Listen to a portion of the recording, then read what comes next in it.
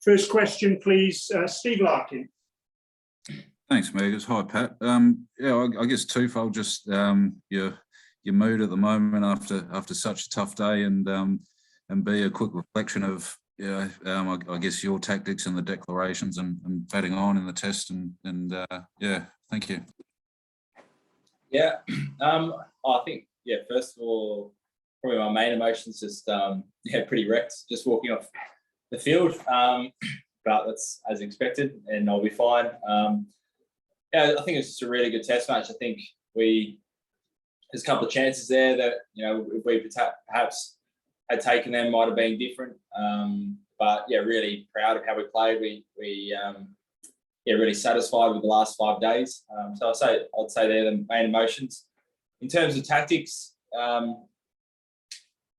think overall I wouldn't change too much, to be honest. I thought it was batting into day 3 gave us that chance to really have a crack at them on day 3.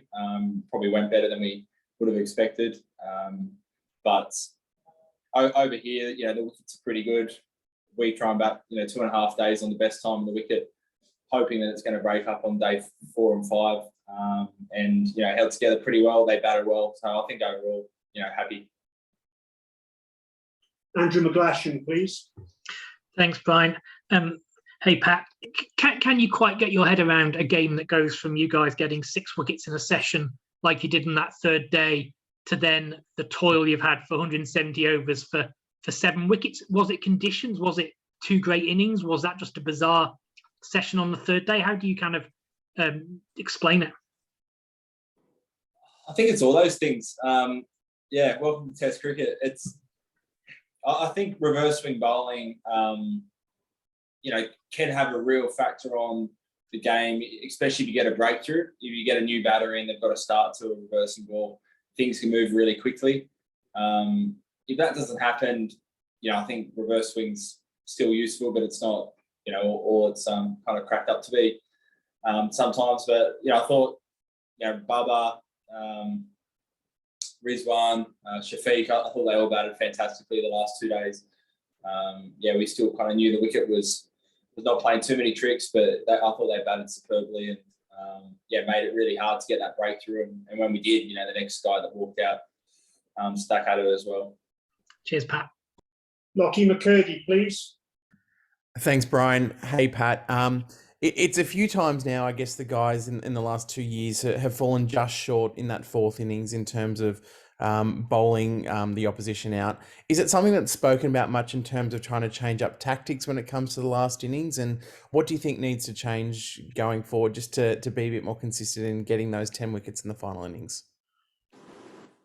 Yeah, we've had a few instances. I think the positive thing is, each time we've created more than 10 chances. I think, probably disappointing thing this game as well. We took a couple of those catches.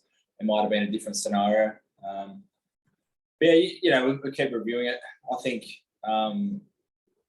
even having 2 spinners today in those conditions, I thought we bounced between different plans really well. I felt like, I walked off the field at the end of the day's play, yesterday as well as today, without feeling like there wasn't something I hadn't tried, or there wasn't a plan that we hadn't given a really good chance at. So, we'll look at it for sure going into next week. But, I wouldn't discount how well they batted as well. Tom Decent, please. Hey, Pat. Rightly or wrongly, people will analyse how Mitch Swetson went in the last innings there. It's obviously spinners are sort of the microscopes on them to get the job done. Just your thoughts on how he bowled and Nathan as well. Yeah, I thought Sweppo bowled fantastically today. I don't know how he's ended up with those figures. Especially that middle session before tea. He had an umpire's call. He had a couple of, half chances dropped off his bowling. Lots of play misses. I just thought it was fantastic. Even, today he started to spin a bit more, especially the second half of the day. But the way he was able to be a real wicket-taking option, even off a really good wicket, without really foot marks to the right-handers. I was just really impressed with how he went about it. not surprised, but he was just, very easy as a captain to call on his bowling. So I thought he did fantastically well. And, Nathan, I thought he bowled well, particularly today. I felt like he was, just going to get a wicket every over, really. When everyone took off him to bowl Starkey or myself, I felt like it was a hard decision to make because I felt like he was so close to a wicket all day. So, really happy. Thought they did well. We've only got time we've got time for 3 more questions now. Mel Farrell, Bharat and Andrew Ramsey. Thanks, Moses. Hey, Pat, it felt like in a way that you guys had played for 3.5 days, almost the perfect test, sort of in these conditions to be really in control of the time, the pace and everything. Does that make it harder for you to sort of swallow the fact that you end up going into the 3rd test and it's still a 0-0 draw? I think you could probably say the same for Pakistan last test match. So,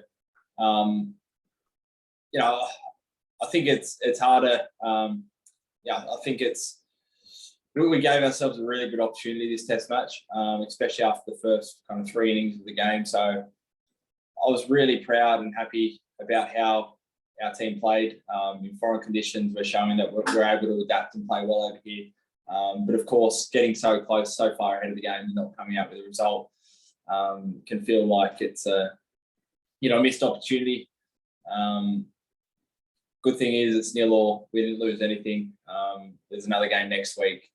I think coming over here in these conditions at the start of the series, if you said it was going to be 0-0 after 2 games, you'd probably take that. Bharat, please. Thanks, Brian. Hey, Pat, just a quick one about the finish itself. Once you took that 3rd new ball, you and Mitch Stark bowled an over each, and then you just bowled out with spin. Was that just because you thought there was more in it for the spinners, or especially when the tail ended? Maybe could you have gone to yourself or Starkey one that's a little more?